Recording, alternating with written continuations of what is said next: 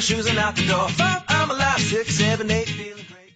Hey everybody, welcome back to the Beyond Your Wildest Genes podcast. I'm your co-host, Dr. Mike Akinfora. Today I have with me Dr. Rita Marie Loscalzo.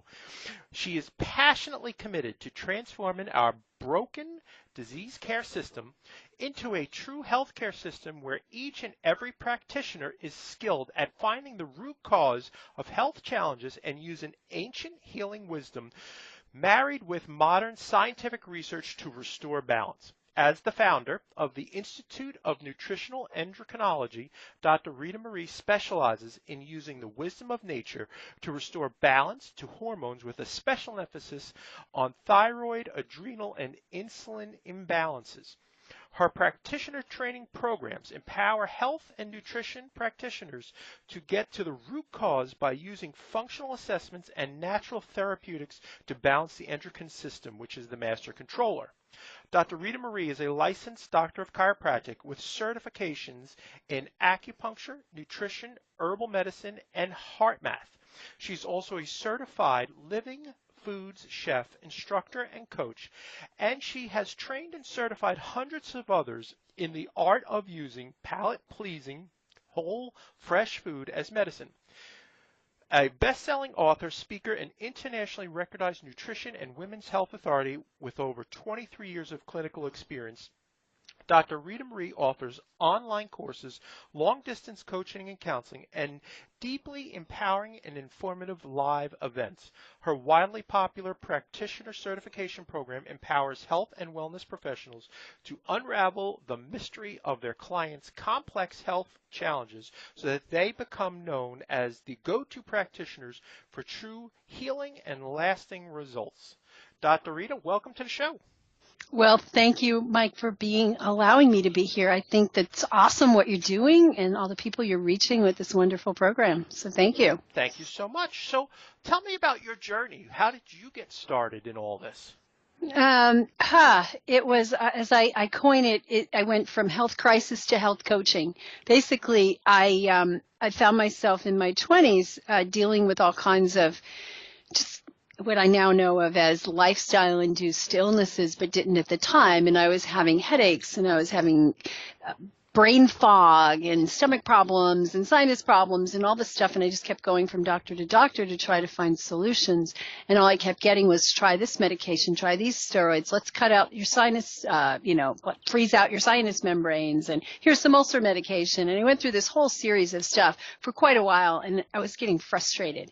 And I finally, when it was the ulcer's turn to be dealing with, and I was ruled out that I didn't have an ulcer, and I just was like, but what do I have? And they said, we don't know, but just keep taking the ulcer medication and you'll be fine.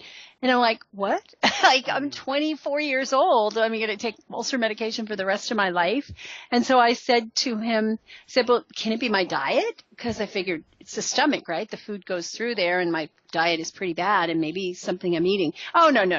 Diet doesn't have anything to do with it.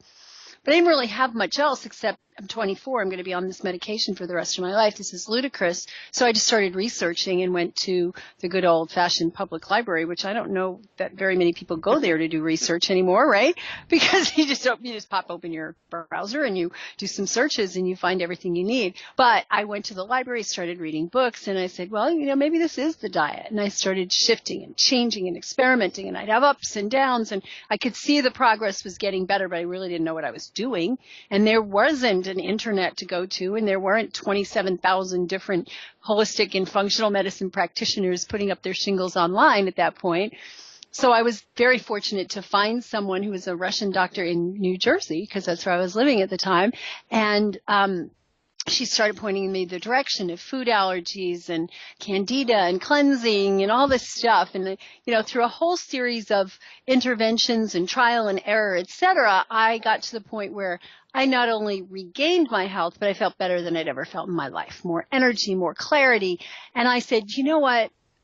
Something's got to change here in this medical system, that I had to spend the last 2 years searching around to learn how to live my life, how to eat, how to breathe, how to think.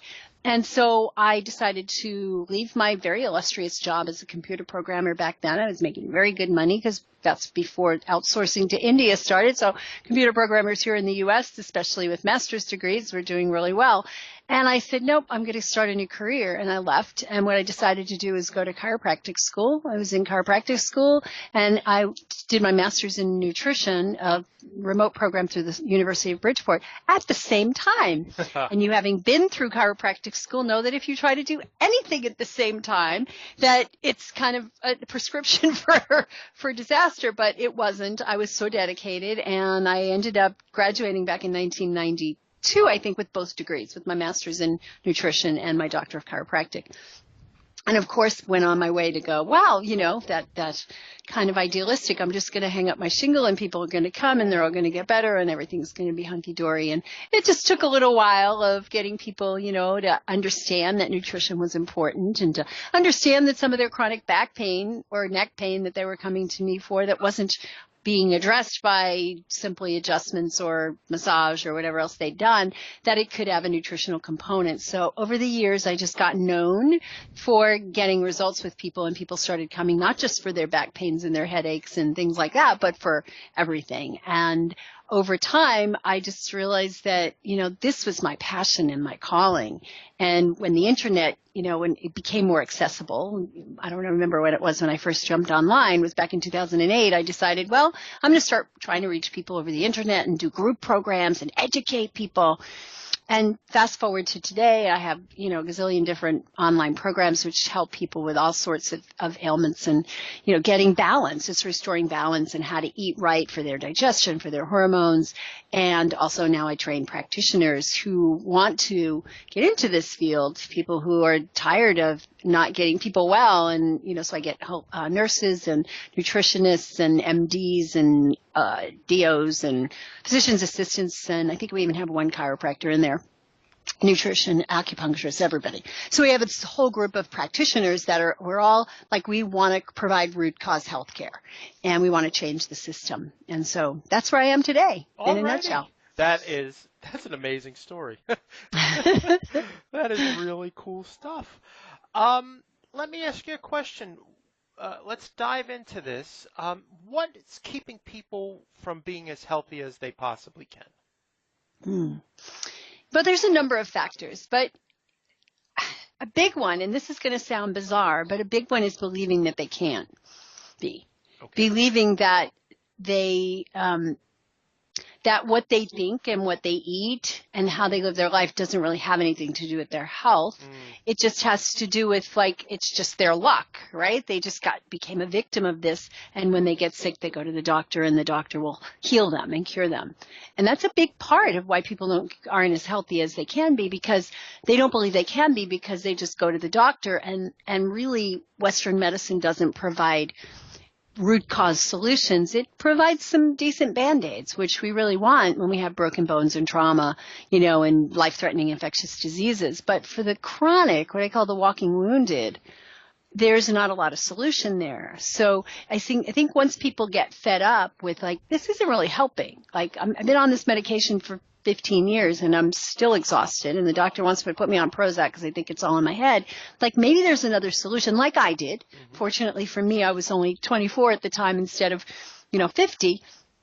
And I think that people are the lifestyle, the choices that we make every moment impact our health. And you know that, right? Sure, We've been teaching that forever. So it's every day we make choices, but people aren't empowered to make the right choices because they've kind of been brainwashed to think that, well, their choices don't have anything to do with their health. So and it's getting better right now. I mean, we're getting to have more awareness, but the truth of the matter is people don't think about it when they eat. They don't think about it when they turn the news on first thing in the morning and they're being inundated with all this sympathetic rush of everything death and fear factors first thing in the morning, and they wonder why they're not having a good day. So I believe that when people are empowered and they know how their choices affect their life, how they affect their health, wow, I mean, we start to make these amazing choices, and I see people get well so quickly when they start to feel empowered. Absolutely.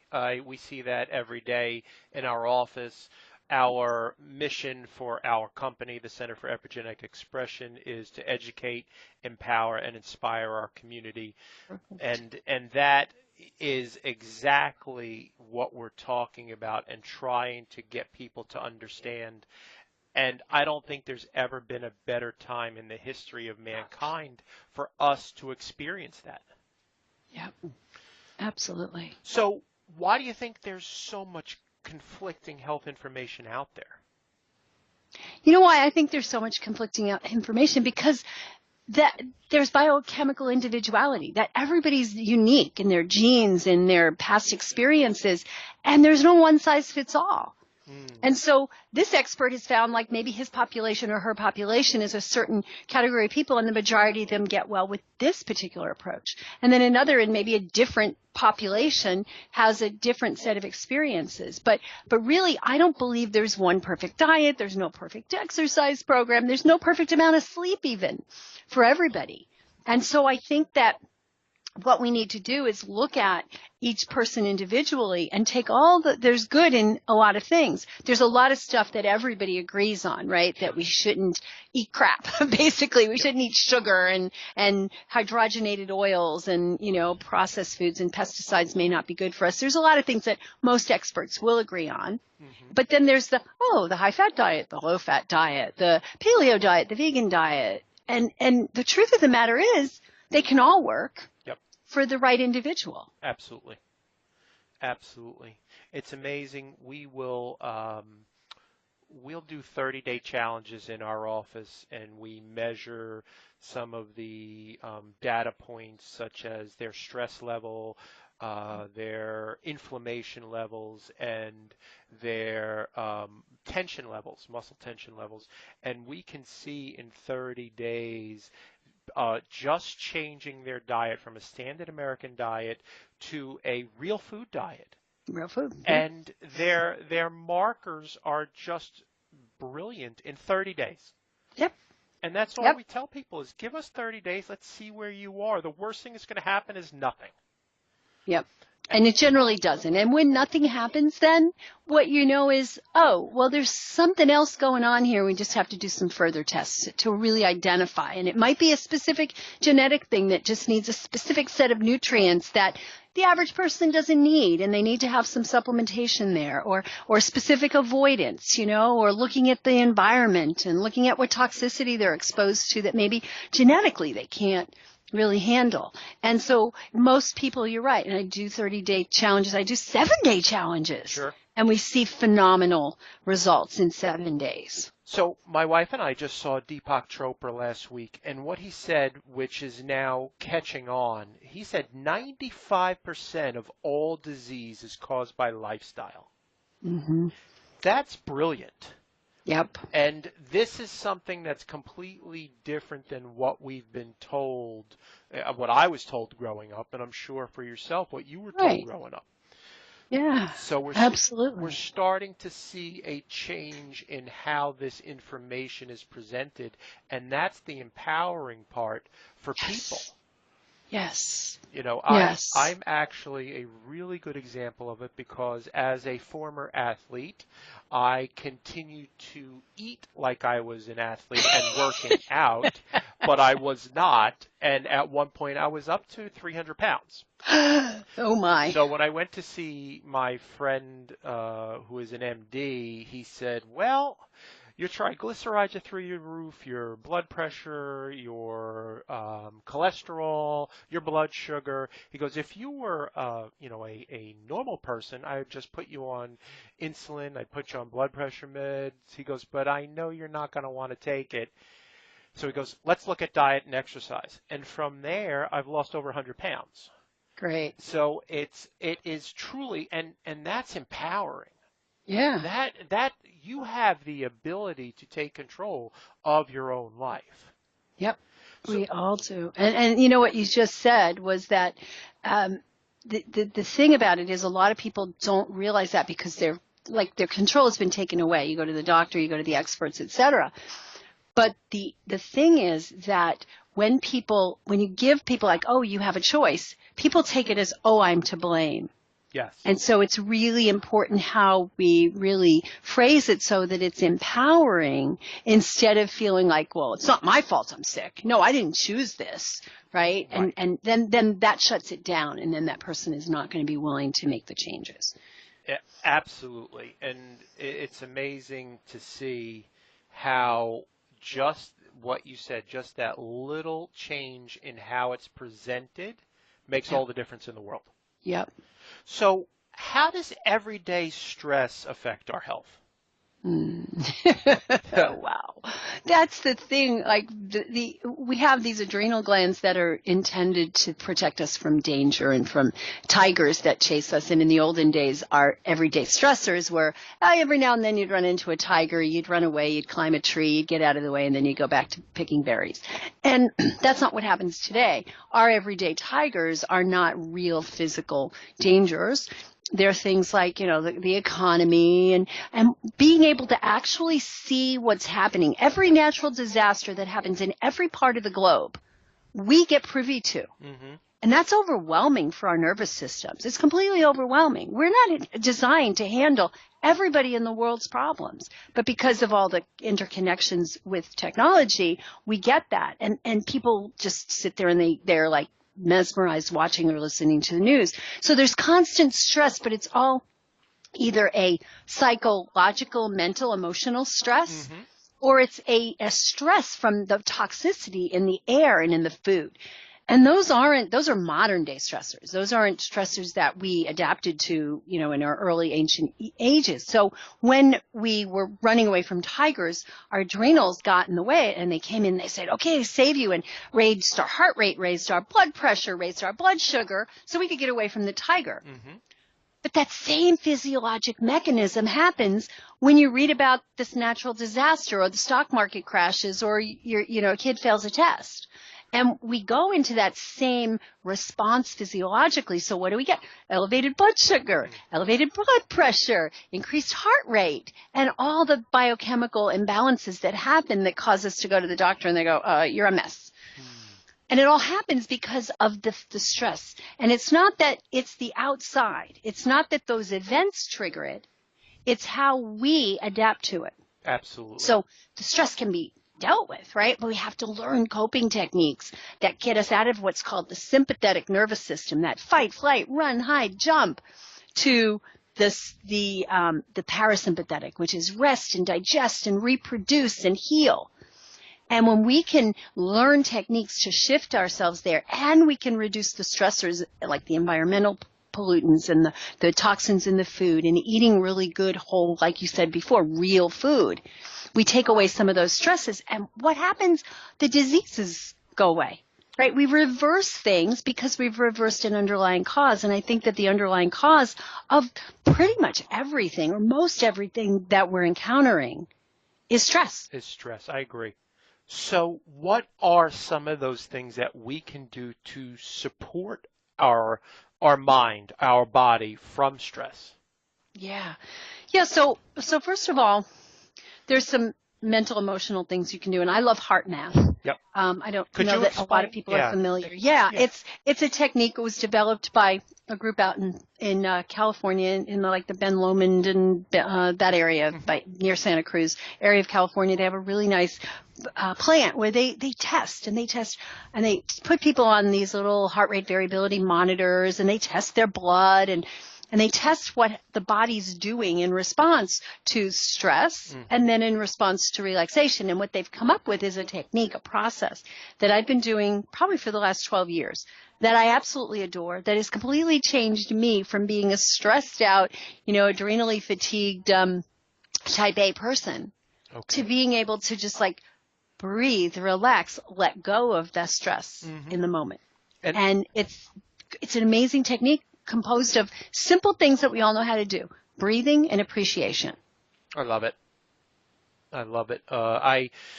One of the things that I do in our office is when we are doing an adjustment on a patient, I will ask them to think of something that you are grateful for. Yeah. And when they're in that moment of gratitude is when I deliver that adjustment. Mm. And I know that it is that much more powerful because they're opening their heart to what the universe has to offer. Love And that. yeah, it's really neat way of looking at things, and Yeah. I think we get even better results because of that. I wouldn't doubt that at all. I mean, when they measure people, they measure the heart rate variability, they measure blood sugars, they measure enzymes, immune factors. Before and after doing this breathing appreciation piece, Hmm. dramatic shifts. I mean, blood pressure goes down, blood sugar goes down, and I've seen this with my own clients because one of the things I do in my online programs, I have a blood sugar balancing online program, and I have people buy a little glucose meter. Yep. And they test their blood glucose, and if they get stressed out, they see their blood sugar go up. And if they do some of these breathing and appreciation techniques, it drops. And people are able to control their blood sugar, and within 10 minutes drop their blood sugar 50 points just by doing breathing and appreciation. I love It's that. quite I amazing. love that. In terms of support nutritionally and supplementally, are there certain things that you look at or you would recommend for somebody who's very stressed?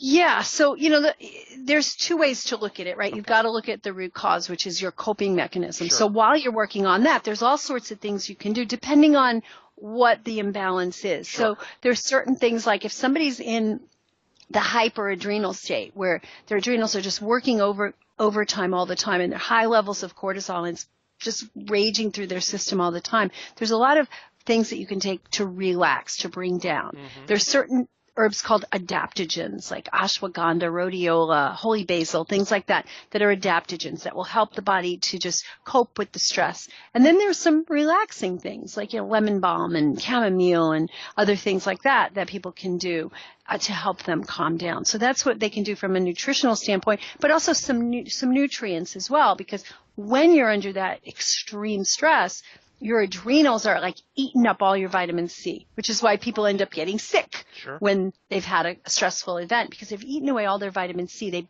eat away their B vitamins, zinc, magnesium. So there's certain nutrients that can be put back in. But also, you got to look at the food, because we're stressing our bodies out 3 times a day when we eat the standard American diet, or 7 or 8 times a day, which is more typical of most people who eat between meals and snacks. Sure. And it's a stress on the body to be putting this food in that's been processed, that has chemicals added to it, that's devoid of nutrients.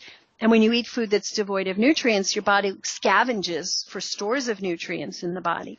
And it may find it, but it's going to find it at the expense of those organs, so or the bones, Sure. wherever those nutrients might be stored.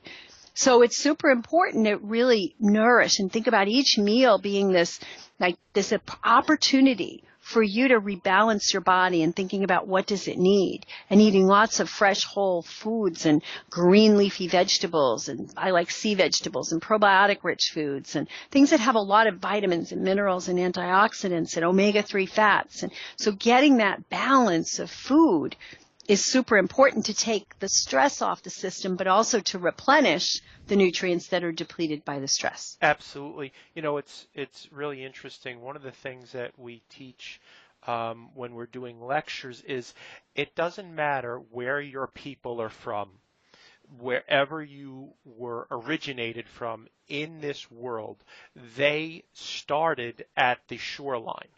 And they ate fish all the time because it was a heck of a lot easier to eat fish than it was to go kill a mastodon or a saber-toothed tiger. No So kidding. we would eat fish all the time. And what we see today is that we very, very rarely eat fish. We'll ask for a show of hands, like how many people eat fish 2 times a week?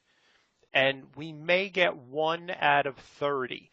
How Really? many people eat it once a week? We may get 5 out of 30, but it's a really, really low number. And we know how healthy fish is, and subsequently how healthy omega-3 oil is, but we're just not getting that. And that's compounding that stress, isn't it? Well, yeah, and the thing about though the fish, the thing is, it's not as healthy as it used to be because we've polluted our oceans. So it's a challenge to find fish that's not contaminated with mercury and PCBs and all these things. Sure. So, I tend to push people towards the sea vegetables because you can eat them every day without having all this extra mercury. Okay. Because so it's kind of like eating lower on the food chain because the fish actually concentrate as they go up, Gotcha. the levels of that in there. So because that's something they can do daily, and there's all kinds of ways you can sprinkle kelp into your smoothies or on your foods and salads and in salad dressings, and you can make these amazing sea vegetable salads and eat sushi and that kind of thing. Or, I do veggie sushi, but I think that there's a fear, and even the government has put out there, don't eat fish more than twice a week and once a week if you're pregnant, and be careful because of the contamination. So it's really hard. Our food supply has become quite contaminated, and the higher you eat on the food chain, the more contamination you get because you're concentrating the contaminants as you go up the food chain. So, I think I don't necessarily encourage people to eat fish. I certainly would prefer them to eat fish than to eat hamburgers and the variety of processed meats. But on the other hand, where people are really falling short, I think, is on the abundance of vegetables that we just don't get. Like in the olden days, you'd eat lots of vegetables because you'd go out and you'd pick them and they were fresh. And now people eat this little, I think $50 size portion of vegetable on their plate. And really, I think that 75% of that plate should have all those green, leafy, colorful, all the different vegetables. Sure. And then the other 25% can be the fish or the grain or the beans or whatever other, depending on your food preferences. Sure. So I think that that's a piece that is really missing, and that's really stressful for people. I agree 100%. When we look at our dinner plate, I believe that, like you said, 75% of that plate should be full of vegetables. Yep. And a 25% that protein source of some kind. Dr. Rita Marie, can you give people a couple examples of what sea vegetables are? Oh, sure. Yeah. So there's a lot of them. There's actually, so many of them. It's like you've got spinach and kale and all these other land greens. Well, you've got so many in the sea. A lot of times people know of nori, which it comes in, it doesn't grow that way, but they smash it into these sheets. And you can roll it, and they put fish and other rice and things like that in it. Well, that nori is actually good for a lot of different things. I make burritos out of it. I just put salad in it and eat it that way because it's like I can get to eat my salad with my hand. There's one called kelp. Yep. And a lot of people see these big, hard kelp things, but there's some really nice, thin, crispy kelps, and you can also get it as a powder. And so it's very high in iodine and other minerals. So you just sprinkle it. A little bit goes a long way. You don't need much. And it doesn't really change the flavor if you don't. So a lot of people don't like the fishy flavor. So it doesn't really change the flavor unless you're eating a boatload of it. And dulse is another one. It's like a purplish one, and it's very soft, and you can actually just eat it out of the bag, or you could sprinkle it on your salads, or you can dry it in a dehydrator and make like crispy kind of chewy things. Sure. There's aramay is one of my favorites. It looks like black spaghetti. It's dry. Yep. And you soak it. Oh, it's so good. And I've been on a kick for aramay this week, and I've made it like 3 or 4 times. But I like to put a little bit of sesame oil and ginger on it, and then shred up a bunch of carrots and eat it with that. And oh my God, it's so good. Awesome. So good. And I've probably missed a few, hajiki, and there's a whole bunch of others. But those are the main ones that we see. Sea palm, Yep. they're just lovely, and you can make them into salads on their own. But I usually mix them with other vegetables or make them into soups, put them in soups with a lot of veggies. Awesome. I love it. So our time has flown by. I'd really like to have you back on the show. And can you tell people where they can find you? Sure, absolutely. Well, my main website is drritamarie.com. It's DRRITAMARIE, drritamarie.com. And if you're a practitioner and interested in looking into, or want to be, you're like really passionate about health and want to look into becoming a new health, holistic health type of practitioner, it's nutritionalendocrinology.com. Awesome. And we just have a lot of different items out there, and just if you sign up for my newsletter, we have a weekly newsletter with lots of information and lots of free signups and free videos and all sorts of things that you can really learn and dig in and get started on this. I love it. Thank you so much for being on the show. We've just touched the surface of what you do, and I am appreciative of you taking the time to share with our audience today. Absolutely. And I gave you a link if you want to share it with your audience Yes. for a little booklet that we put together that's hormone harmonizing elixirs. And it's kind of some fun beverages that you can have instead of coffee to give you energy. Awesome. So We will definitely have all those links in the show notes. And great. I just want to, again, say thank you. Folks, if you like the show, please go to iTunes. You can subscribe, and please leave a review. We greatly appreciate it. You can join the over 30,000 subscribers we have. And if you're interested in our first project, you can check it out at www.painreliefproject.com. And we appreciate you guys being such loyal listeners, and we'll see you next time. Ciao.